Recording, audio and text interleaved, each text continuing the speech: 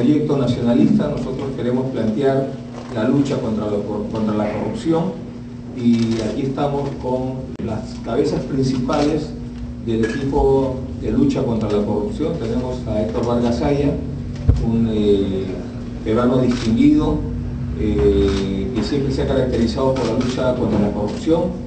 Tenemos a Omar Shejade también, que ha sido el procurador anticorrupción que trajo a Fujimori extraditado de Chile. Y tenemos a Rosa Mavila, una distinguida dama que toda su vida se ha caracterizado por la lucha contra la corrupción, ha sido inclusive directora del INPE, y con ellos queremos trabajar un equipo que enfrente, combata y venza a la corrupción. Creemos que es necesario erradicar la corrupción. El 80% de los peruanos señalan claramente que el principal problema en el Perú es la corrupción. Necesitamos sanción a los que vienen delinquiendo en el país. Necesitamos un equipo que permita establecer una reforma del Estado con la finalidad de sanear al Estado, darle una nueva moral, una mejor moral al funcionario público y acercar el Estado a la ciudadanía. Necesitamos crear un comité nacional de inversiones que permita institucionalizar cómo ingresan las inversiones al país para que no ingresen por Palacio de Gobierno. Es decir, necesitamos también crear un equipo y un sistema anticorrupción, y ese es un compromiso que hacemos desde hoy día al pueblo peruano. En segundo lugar, estamos viendo cómo en estos últimos días se están viendo casos de corrupción, hechos que demuestran la poca moral que pueden tener los funcionarios que tienen que defender al país, que tienen que controlar el buen funcionamiento de las instituciones públicas. Nos referimos, por ejemplo, al tema del Contralor General de la República, que hemos visto, gracias a la prensa, hemos visto un aumento escandaloso e inmoral de su sueldo, y que a través de la bancada vamos a llevar este caso al Congreso de la República para que sea evaluado, y ahí se determinará la permanencia o no de este Contralor, porque creemos en que, como dicen, un gato gordo ya no caza ratones. Necesitamos que el Contralor esté dispuesto y ágil para cazar a esos ratones que están por toda la administración pública. Asimismo, nos preguntamos ahora quién controla al Contralor. Por eso, desde acá hacemos la invocación a las otras fuerzas políticas a que asuman este compromiso de evaluar seriamente la conducta del actual Contralor General de la República. Creemos en que tiene que haber independencia de esta institución, pero también sabemos que es necesario la homologación de sueldos, pero debe empezar por abajo, no por arriba. En el tema de la cuestionada sentencia del Tribunal Constitucional para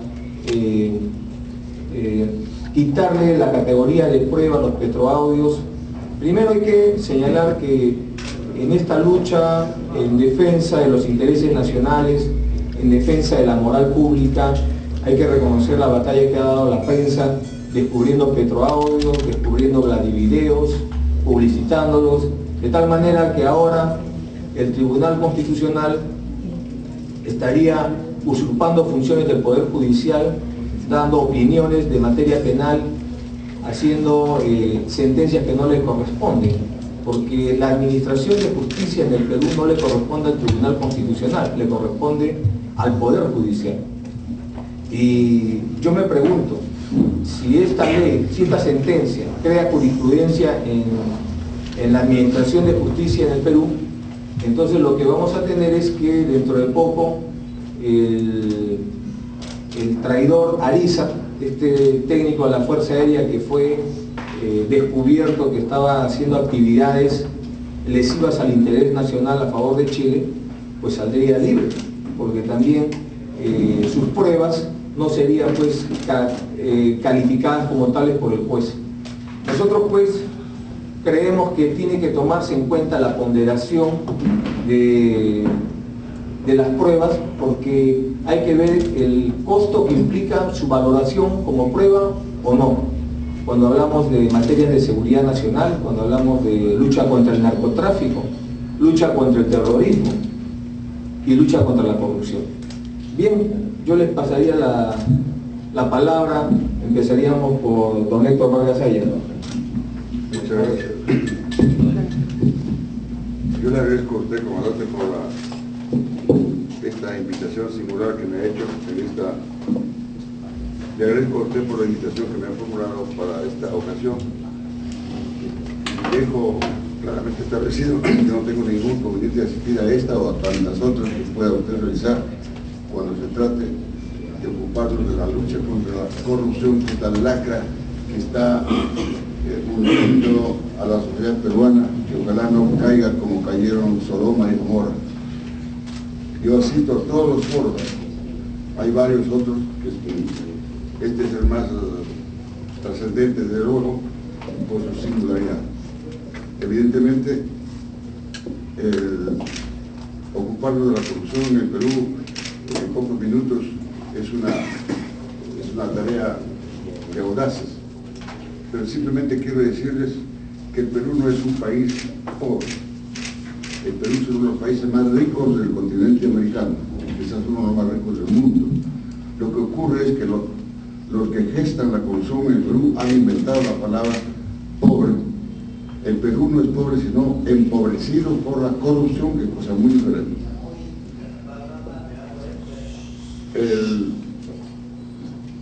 Refiriéndonos a la falta de persecución a la corrupción, debo decir que en este país y fundamentalmente ahora, no existe voluntad política, para enfrentarse a este tema, porque muchos de los que podrían hacerlo son protagonistas de la misma lacra. Este es el gran tema de este país. Son protagonistas de la misma lacra. El Contralor de la República es un personaje que hasta ahora ha demostrado debilidad de estar formando como brazo derecho del régimen que se niega a combatir la corrupción. El señor Contralor ha tenido la desfachatez de decir, por ejemplo, que si él se ha aumentado el sueldo a 33.000 soles es porque a él no le toca la ley de austeridad. La ley de austeridad que se dictó dice que es para todo el mundo, pero menos para la Contraloría de la República. Es decir, es una isla.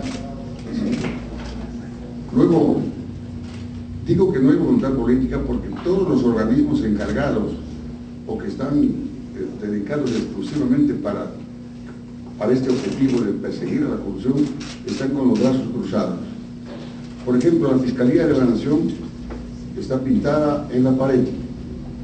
La Fiscalía de la Nación se olvida de lo que señala el artículo 41 de la Constitución Política del Perú, que establece que el fiscal de la Nación debe incoar juicios contra la corrupción cuando presuma de enriquecimiento ilícito, sea por instancia de parte o por denuncia, o de oficio, por denuncia de parte o de oficio. No conozco ningún solo caso hasta ahora, en los años que transcurren, que la Fiscalía de la Nación haya incoado por un acto de corrupción. No analiza las declaraciones de bienes y rentas de los funcionarios públicos, no las analiza, las ignora. No investiga la forja de bienes formados sobre la base de los funcionarios que han pasado por la función pública. Se señala que no hay pruebas. ¿Cómo que no hay pruebas? Las mejores pruebas de la corrupción en este país son los signos exteriores de riqueza. Los signos exteriores de riqueza están a la vuelta de la esquina. El que no quiere ver es porque es ciego a propósito. Estas son, entre otras cosas, que podría decir sintéticamente, voy a dejar la palabra a los demás, y estoy llano a responder cualquier pregunta que se me pueda preguntar. Gracias. Agradeciendo las palabras previas del líder nacionalista Ollanta Humala y por la invitación hecha, para mí es un honor integrar este tipo de lucha contra la corrupción, de lucha anticorrupción, tanto con el doctor Vargas Ayala como la doctora Rosa Mavila. Hemos elaborado junto con un equipo importante, un importante plan, un importante proyecto anticorrupción, plasmado en el plan de gobierno del Partido Nacionalista, y evidentemente hay varias aristas para luchar contra la corrupción que nos distinguen de los demás partidos políticos que están en esta contienda electoral de cara al año 2011. En primer lugar, señalaremos que a la lucha contra la corrupción no solamente va a ser sancionadora, retributiva, sino que especialmente la lucha contra la corrupción será preventiva, formativa, y en esto el Ministerio de Justicia y el Ministerio de Educación deben luchar aunados a partir del 28 de julio del 2011, deben de la mano formar un solo puño y luchar contra la corrupción de manera educativa, educando a nuestros niños, educando a nuestros jóvenes, a nuestros adolescentes, tanto en los colegios, en las universidades. Nosotros somos convencidos de que los valores y los principios éticos son los que van a regir a nuestra próxima sociedad a partir del año 2011. Habrá la cultura del dime qué valores tienes y te diré cuánto vales, y no regirá a partir del 28 de julio del 2011 la cultura de la plata llega sola. Es por eso que la labor nuestra no solamente será retributiva, que evidentemente también la va a hacer con una reforma importante de leyes, sino fundamentalmente preventiva y formativa a través del Ministerio de Justicia y el Ministerio de Educación. A partir del 28 de julio del 2011, eso también lo van a ver en el plan de gobierno, el Ministerio de Justicia pasará a llamarse Ministerio de Justicia y de Derechos Humanos. Es una reforma importante, progresista, que va a respetar fundamentalmente los derechos de las personas, los derechos de los ciudadanos, que vienen a ser no otra cosa que los derechos humanos. Otra propuesta importante del Partido Nacionalista es que los medios de comunicación, repito, los medios de comunicación serán declarados aliados estratégicos de la lucha contra la corrupción y una herramienta importante para sensibilizar a la ciudadanía. Esto acorde con lo que venimos diciendo, que nuestra labor será preventiva, formativa, educativa. Asimismo, se instalará la Comisión Nacional Anticorrupción independiente y autónoma, la misma que sea un espacio de reflexión ciudadana nacida de la demanda popular. Desterrar la corrupción, señores, es un problema de gobierno y de la ciudadanía también, aliados y actuando en conjunto. Promoveremos entonces los valores en la lucha contra la corrupción, premiando el valor civil y denunciando los hechos delictivos. Se creará además la Defensoría del Elector y del Ciudadano que participe en la vida política del país. Los delitos de corrupción de funcionarios serán imprescriptibles, repito, imprescriptibles, y las inhabilitaciones para los funcionarios públicos a partir del 28 de julio de 2011 serán de por vida. No puede ser que un funcionario que haya delinquido, que haya tenido una condena, ya sea efectiva o condicional, pueda después volver a postular, como por ejemplo el caso de Rómulo León Alegría, por poner algún caso ejemplar. Señores, necesitamos un cambio, una transformación en la lucha contra la corrupción. No va a haber la cultura de la plata llega sola.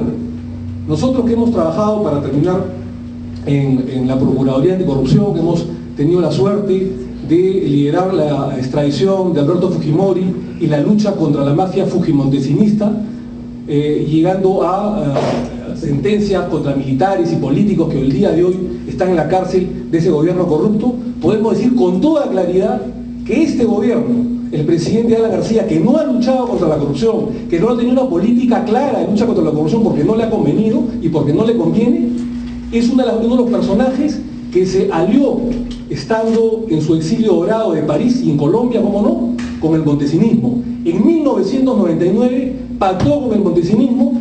El partido aprista, liderado por Mantilla, García, Jorge Castillo, recibió dinero, y uno de ellos, que fue Mantilla, uno de los, no fundadores, pero sí líderes del partido aprista, tuvo que inmolarse y decir que era una plata que recibió él, cuando en verdad lo recibió por órdenes del actual presidente Alan García Pérez. Y esa alianza corrupta que hasta el día de hoy vige entre García y el montesinismo desde la cárcel es en gran medida consecuencia de lo que se está viendo el día de hoy, es decir, una cárcel dorada para Fujimori, una cárcel dorada para muchos fujimoristas, cuando no les merece ese régimen penitenciario, y por supuesto una alianza en la bancada entre el APRA y el fujimorismo.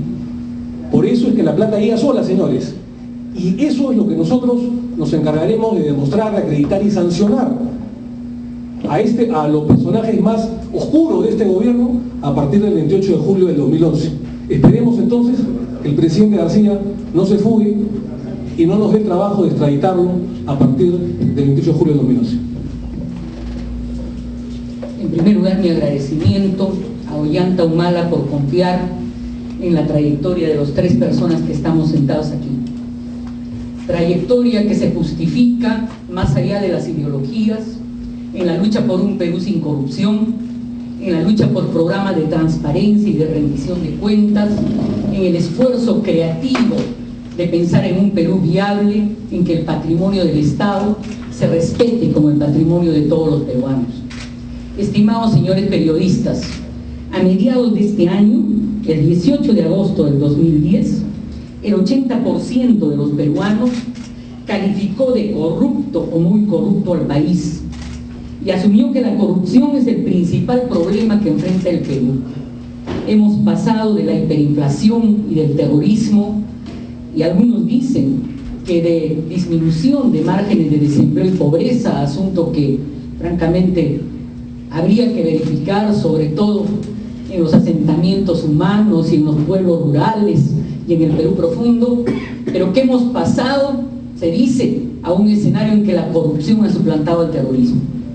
Estamos en un escenario en que de la corrupción sistémica, de la corrupción heredada, de la corrupción construida desde el corazón mismo del Estado en sus distintos estamentos, se ha pasado a niveles de corrupción que llegan a altos niveles de las esferas públicas gubernamentales.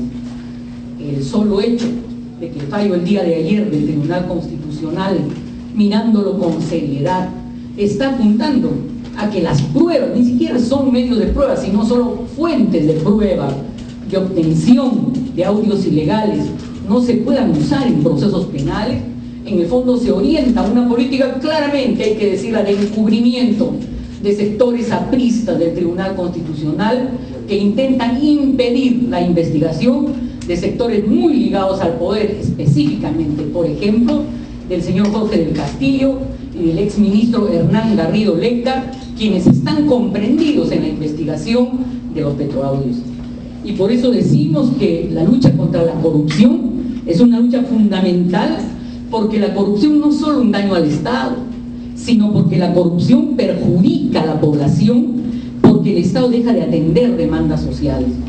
Las cifras nos demuestran, señores periodistas, que en los años 2007 y 2008 se habrían perdido de 6.000 a 9.000 millones de nuevos soles anuales por actos vinculados a la corrupción en los diferentes estamentos del Estado. Ese dinero que podría ser invertido en hospitales, en escuela, en política vial y en un salario digno, por lo menos a 1 millón de personas a nivel anual. Los fondos públicos, señores periodistas, pertenecen al Estado y a todos los peruanos. Los gobernantes solamente son eventuales administradores de ese patrimonio y no pueden disponer de este a su libre albedrío. Voy a repetir algo que estoy diciendo en una serie de medios de opinión. La plata no llega sola, señores periodistas, para el peruano de a pie. La plata significa sudor, dedicación y sacrificio. Y quienes piensan que es cojudo el que no percibe que la plata llega sola, evidentemente no solamente son parte de un ideario de impunidad frente a la corrupción, sino son parte ideológicamente orgánico de una cultura de impunidad y que auspicia y favorece la corrupción. Nosotros, por supuesto, estamos de acuerdo con la imprescriptibilidad de los delitos vinculados a la corrupción, pero además pensamos que se debe sancionar no solo al corruptor, ¿no es cierto? Perdón, no solo al corrupto, sino también al corruptor, porque se argumenta, citaré pues el caso clásico del caso Bedoya, se argumenta que el que no es servidor público, si corrompe a un funcionario público, no debe ser criminalizado. Nosotros estamos en contra de eso porque creemos en la teoría de la unidad de imputación en el fuero penal. Y en materia del caso del Tribunal Constitucional, permítame decirle al ciudadano de pie y hablarle con un ejemplo totalmente perceptible. ¿Qué pasaría, señor o señora, si una persona mata a otra utilizando un arma y en esa arma están sus huellas dactilares? ¿Qué pasaría si en la noche ese señor, ¿no es cierto?, el asesino guarda el arma en su domicilio y entra un ratero y entre las cosas que roba el arma y posteriormente la policía detiene a ese ratero con el arma homicida? ¿Podría argumentar el asesino que es una prueba prohibida el uso de esa arma que prueba un asesinato? Nosotros decimos no. Yo creo que el Tribunal Constitucional, que ahora ya se está desdiciendo, porque no solo 2 plantearon voto en discordia hasta ayer, sino hoy día 4 miembros del Tribunal Constitucional ya han planteado discordia, es decir, este fallo ya no tiene ninguna solidez, ni siquiera en el órgano jurisdiccional que lo ha producido. ¿Qué pasaría, señores, si es que en el Tribunal Constitucional se plantea una política que en el fondo avala la impunidad e impide la investigación de actos que se perpetran en las esferas más altas del poder? Obviamente hay doctrina penal, y no quiero aletargar vuestra conciencia sobre la materia, que establece pues criterios de ponderación de intereses, es decir, que cuando está de por medio un interés público, un interés de Estado, un interés social, ese interés se pone por delante que el interés particular de defensa de derechos de intimidad. Y por eso nuestra lucha contra la corrupción es una lucha histórica. Nosotros hemos trabajado desde la Iniciativa Nacional contra la Corrupción, que fue un programa global que la administración del doctor Paniagua le entregó al señor Toledo y que lamentablemente no se aplicó en esa administración gubernamental, así como ahora no se aplica, y los encargados de controlar la moralización en el país se están levantando sueldos que van más allá de lo que la ley en su mandato expreso define. Yo quiero terminar planteando la lucha por una nueva Contraloría en el país. No se trata de decir, como Keiko Fujimori, que solo que hay que dar más presupuesto para la Contraloría. Hay que elegir un Contralor autónomo, legítimo, independiente del poder político. Hay que exigir a la Contraloría que dé cuentas de los casos emblemáticos de lucha contra la corrupción que esté desarrollando. El eje de la lucha contra la corrupción es la prevención de la corrupción del futuro, es decir, el eje, como ya se ha dicho acá, de la lucha contra la corrupción es la educación sin corrupción, es el ejemplo más que la sola propaganda de valores. Y desde ese punto de vista llamamos a los jóvenes, y con eso quiero terminar, para la organización de veedurías ciudadanas a lo largo y ancho del país, reivindicando el trabajo de los colectivos juveniles, que sobre todo en la lucha contra la corrupción fujimorista y en la lucha contra los actuales mecanismos de corrupción, se levantan, porque la juventud no es la promesa del futuro, sino es, que duda cabe, la historia del presente. Muchas gracias, estamos llanos a conversar sobre sus preguntas. Para la ronda de preguntas necesitamos que levanten la mano para poder dar el orden de las preguntas, que sean concretas, por favor. Muchas gracias. Bueno, ¿qué acciones van a tomar en el Congreso, ¿no? ¿Qué es lo que va a hacer la bancada nacionalista? Bueno, en el tema del Contralor. Hemos dicho que vamos a llevar este caso que sea evaluado en la bancada, en el Congreso, y para eso pedimos la colaboración de las otras bancadas para examinar si la conducta del Contralor es una conducta no solamente en el ámbito legal, sino si es una conducta moralmente aceptable o no la es. Y si no la es, creo que debemos pedir un cambio de Contralor. Señor Chaja, ¿qué lo motivó a formar parte de las filas del nacionalismo? Fíjese, principalmente porque es el único partido, el único movimiento político que quiere un cambio no solamente en las estructuras económicas del país, sino fundamentalmente en las estructuras de lucha contra la corrupción. Es el único, si ustedes revisan el ideario, el plan nacional a partir del año 2006, es el único equipo, el único plan de gobierno que trae una verdadera reestructuración, un verdadero cambio, una verdadera transformación en lo que es la lucha contra la corrupción. Y es además el discurso que ha liderado Ollanta Caso a través de todos estos años, además un discurso que se ha visto reflejado en acciones a través de su bancada, la bancada nacionalista en el Congreso. Los demás no todos, pero la gran mayoría de movimientos políticos, fundamentalmente el APRA y el fujimorismo, han continuado con esta política de ausencia de lucha contra la corrupción, ausencia de valores éticos y morales, y sobre todo una colusión absolutamente reprochable en actos que hemos visto reflejados en los últimos años y que han demostrado impunidad avalada por el presidente García, el cual se acogió a la prescripción el año 2001, prescripción a la que pudo renunciar y que, repito, fue una colusión que hubo desde París, y eso lo podemos demostrar más adelante, con Montesinos, en los últimos momentos del fujimontesinismo, una dictadura putrefacta en la que se pudo acoger a la prescripción, y nos demuestra una serie de documentos que nosotros podemos hablar más adelante. Creo que es el único partido que ha demostrado signos vitales de lucha contra la corrupción, de honestidad, y creo además que hay un equipo valiente y un equipo absolutamente intachable que va a derrotar y va a liderar esta lucha contra la corrupción. Nadie puede tachar al doctor Héctor Vargasaya, ni a la doctora Mavila, ni a quien habla. Podemos discrepar ideológicamente en muchos casos, pero jamás podrán ustedes poner una tacha en nuestra conducta moral, en nuestros antecedentes, en nuestra vida cotidiana. Pero si eso ya lo sabía usted en el 2001, ¿eso no le impidió trabajar como procurador en este gobierno? Yo he sido nombrado procurador anticorrupción el año 2005 en el gobierno de Alejandro Toledo. Pero trabajó. Y renuncié y di la batalla desde adentro, como muchas personas seguramente la dieron. Y renuncié justamente por la mordaza que hubo a través de los últimos meses. Pero trabajó hasta que trajeron al expresidente. Y ahí renuncié. Sí. ¿En qué fecha? Renuncié en febrero del 2008, a los 3 o 4 meses que me di cuenta que este gobierno no hacía absolutamente nada para combatir la corrupción, que me di cuenta que la Procuraduría Anticorrupción estaba siendo decapitada, descabezada, y que había una serie de impedimentos que lo denuncié incluso en un libro que publiqué sobre la extradición de Fujimori en julio del 2008.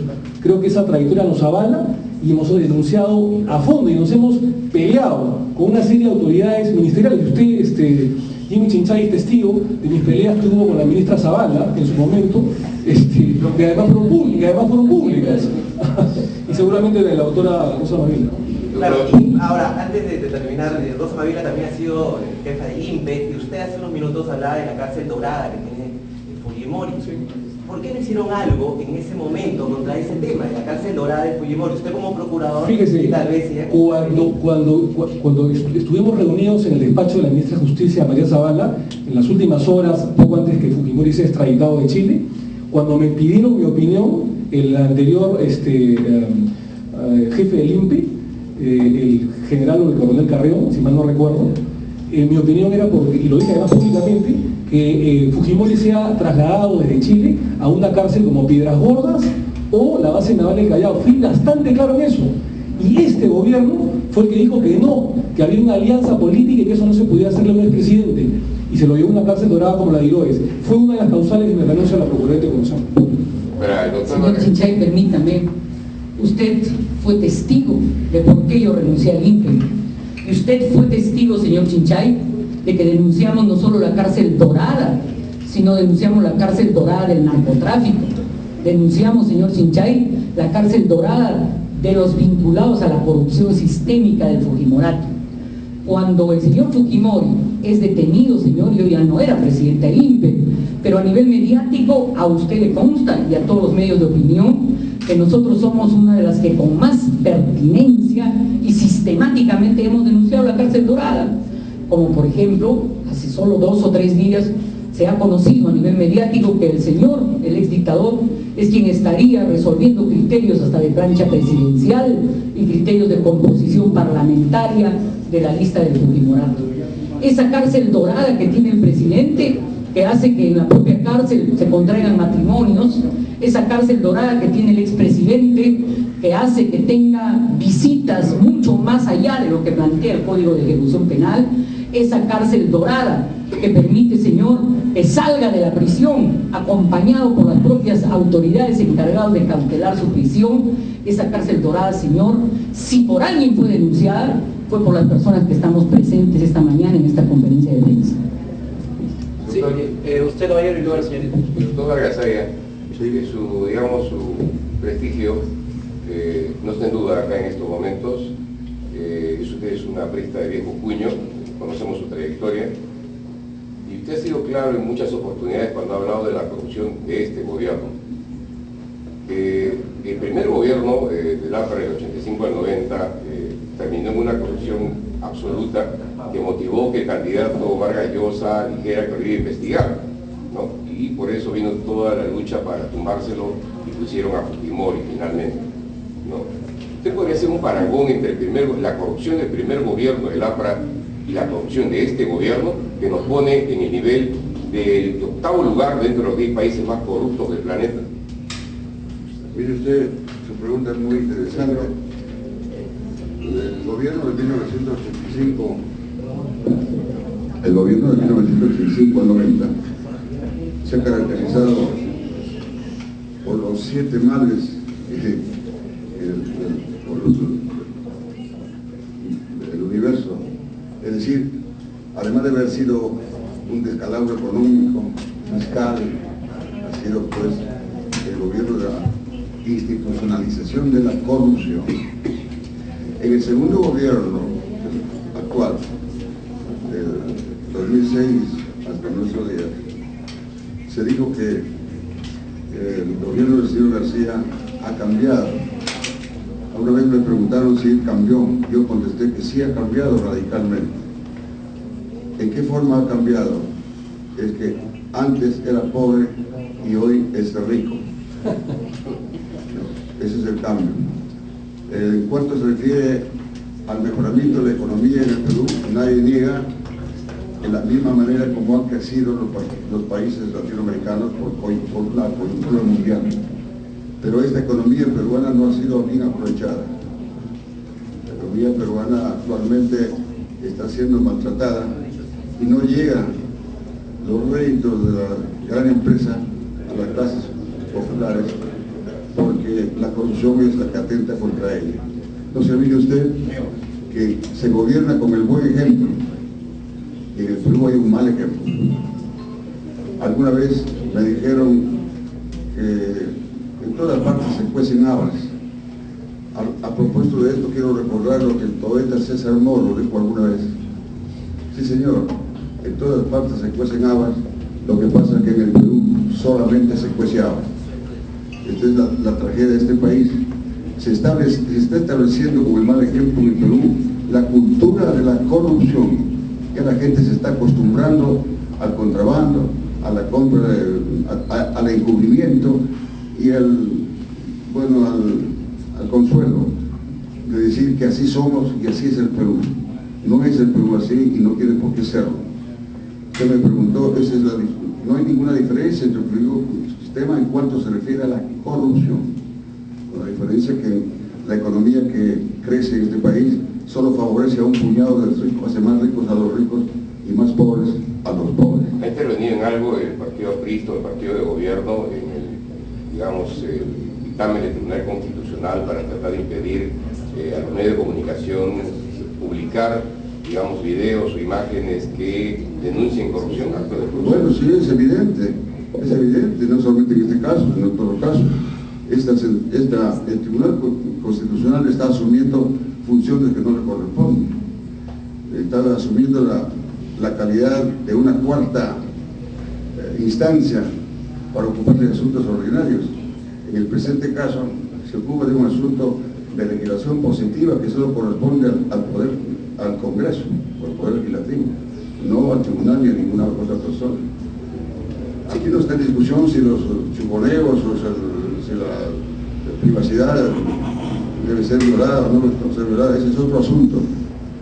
Lo que está en discusión es que el Poder Constitucional no puede crear un mal precedente en contra del Estado de Derecho del país. Y usted me pregunta ¿por qué es eso? Porque naturalmente en gran parte el Tribunal Correccional se ha convertido en una suerte de sucursal del alanismo, no del aprismo. El partido aprismo ya no está en funcionamiento, señor. El partido aprista no está en tela de juicio. Es el partido alanista, que es cosa muy distinta, que es la claudicación del verdadero aprismo. Y en el Tribunal Constitucional usted me pregunta si hay apristas, connotados apristas, empezando por el presidente del tribunal. Aquí yo conozco desde muy joven, porque él empezó sus pininos apristas cuando yo era director de la tribuna. Ahí comenzó, y sigue siendo. De manera que, ahora no sé si será siendo aprista. Yo creo que han dejado de ser apristas, son alanistas más que apristas. Última preguntas. Tomando en cuenta los casos de corrupción denunciados, yo quería preguntarle si usted, señor Humala, ratifica lo expresado por el señor Chejade, de que un gobierno suyo ve necesario investigar y sancionar al actual presidente y a su gobierno. Obviamente, pero nosotros no vamos a hacer persecución política, no nos corresponde. Eso, lo que nos corresponde como gobierno es poner a disposición del Poder Judicial todas las denuncias que se hayan hasta la fecha, se hayan en una situación de impunidad.